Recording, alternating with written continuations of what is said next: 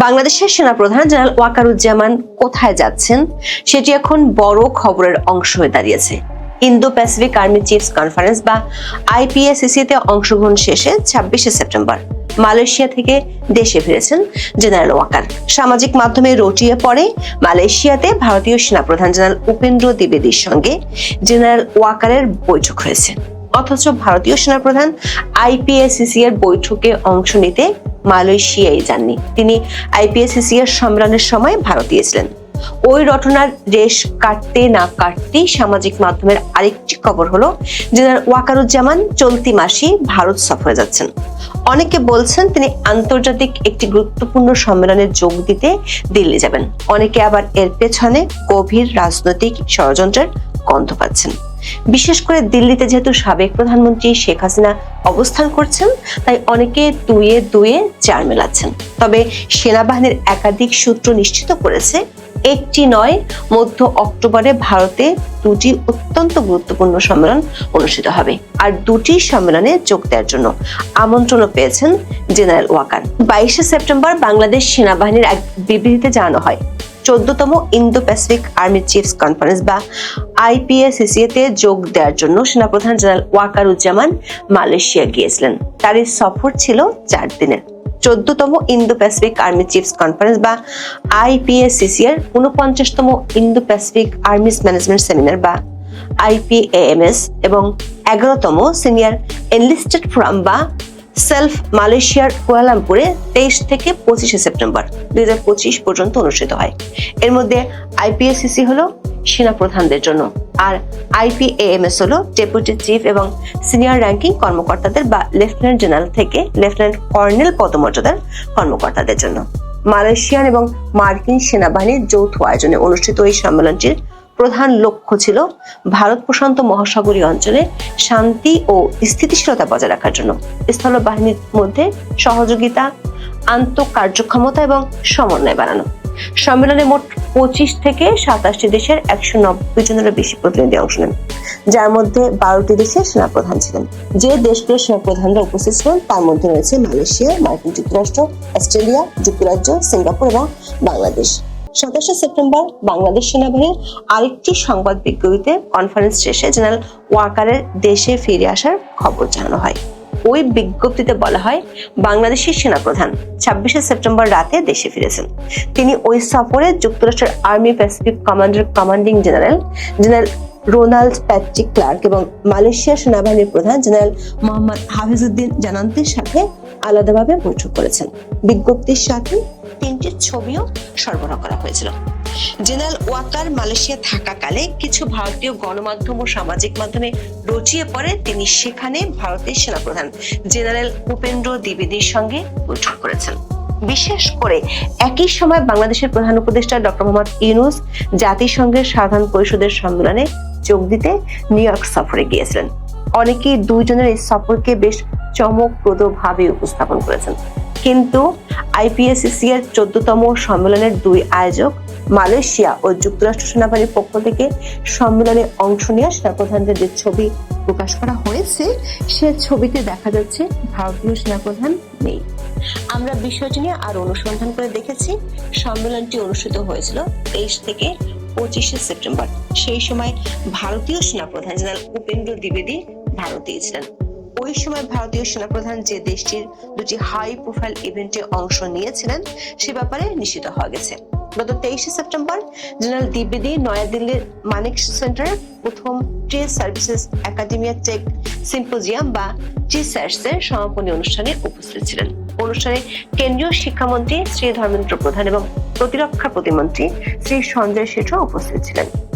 একই দিনে জেনারেল দ্বিবেদী চণ্ডীগড়ে ভারতীয় বিমান বাহিনীর ঐতিহাসিক MiG-21 বিমানের কর্মক্ষম পরিষেবা থেকে অবসরের অনুষ্ঠানেও যোগ দেন। দর্শক, সেনাপ্রধান জেনারেল ওয়াকারুজ্জামানের সাথে ভারতীয় সেনাপ্রধানের এমন বৈঠকের গুঞ্জনের রেশ কাটতে না কাটতেই বাংলাদেশি গণমাধ্যমগুলোর খবর হলো অক্টোবরের মাঝামাঝিতে দিল্লিতে যেতে পারেন বাংলাদেশের সেনাপ্রধান। বিডি নিউজ 24 সহ একাধিক গণমাধ্যমে 2 অক্টোবর এ ধরনের খবর প্রকাশিত হয়। খবরে বলা হয়, জাতিসংঘের শান্তিরক্ষা মিশনে সেনা পাঠানো দেশগুলোকে নিয়ে একটি সম্মেলন আয়োজন করতে যাচ্ছে ভারত, যেখানে বাংলাদেশের সেনা প্রধানেরও অংশগ্রহণের কথা রয়েছে। ভারতের রাজধানী নয়াদিল্লিতে 14 অক্টোবর 2 দিনের এই সম্মেলন শুরু হওয়ার কথা রয়েছে। বিডি নিউজের খবরে বলা হয়, সেনাপ্রধান ওই সম্মেলনে যোগ দিলে তা হবে 24-এর গণঅভ্যুত্থানে সরকার পরিবর্তনের পর ভারতে বাংলাদেশের প্রথম উচ্চ পর্যায়ের সফর।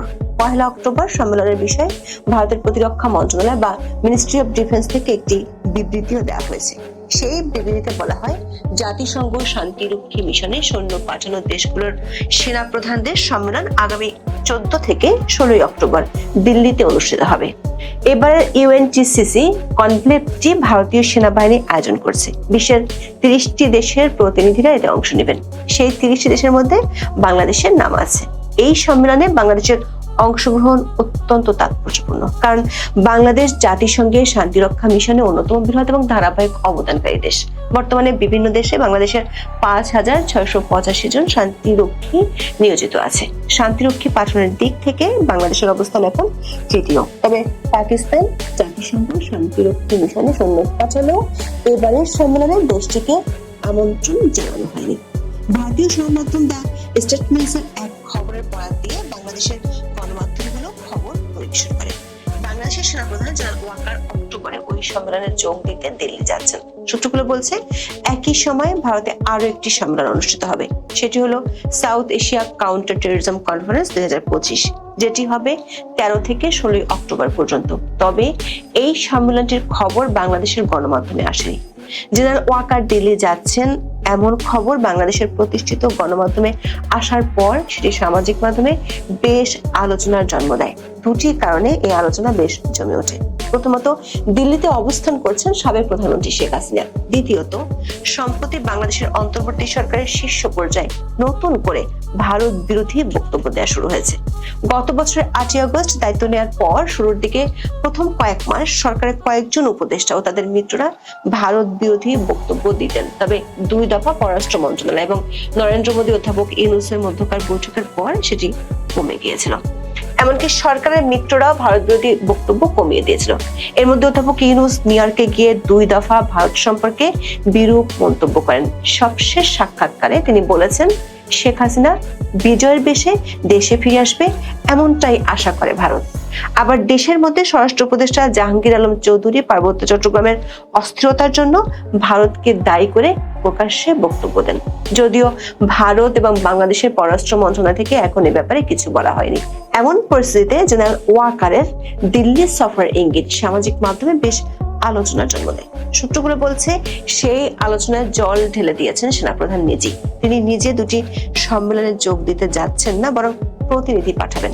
সূত্র মতে, জেনারেল ওয়াকারুজ্জামানের পরিবর্তে army training and doctrine command বা আরট্রকের general officer commanding lieutenant general Moinur Rahman এই দুটি সম্মেলনে বাংলাদেশের প্রতিনিধিত্ব করবেন। প্রশ্ন হলো, যেখানে বাংলাদেশ জাতিসংঘের মিশনে অন্যতম প্রধান অবদানকারী, সেখানে সেনাপ্রধান নিজে কেন এত গুরুত্বপূর্ণ একটি সম্মেলন এড়িয়ে যাচ্ছেন? এর পেছনে কৌশলগত কারণ অবশ্যই রয়েছে।